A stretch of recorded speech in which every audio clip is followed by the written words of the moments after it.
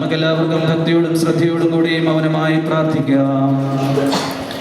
കർത്താവേ, ശക്തനായ ദൈവമേ, സ്ത്രീകന്മാരുടെ മേൽ പരിശുദ്ധാത്മാവിനെ അയച്ച് അവരെ ശക്തിപ്പെടുത്തിയ അങ്ങയുടെ അനന്തകാരണത്തിനായി ഞങ്ങൾ നന്ദി പറയുന്നു.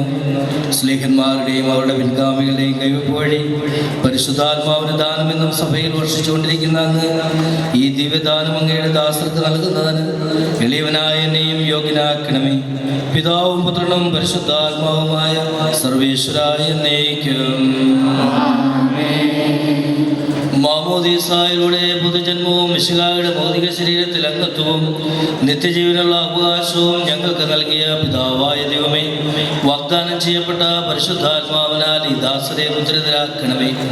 ആബാപിതാവേ എന്നങ്ങേ വിളിക്കുവാൻ പുത്രസ്വീകാര്യത്തിന്റെ ആത്മാവിനെ ഈ ദാസർക്ക് നൽകണമേ.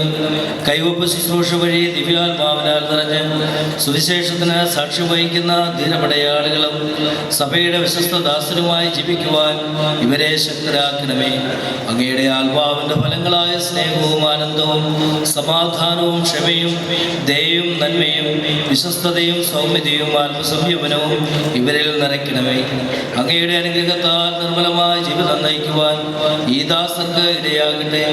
ഞങ്ങൾ അങ്ങേക്കും അങ്ങയുടെ പ്രിയപുത്രനും പരിശുദ്ധാത്മാവിനും സ്തുതിയും പുകഴ്ചയും ആരാധനയും സമർപ്പിക്കുന്നു, ഇപ്പോഴും എപ്പോഴും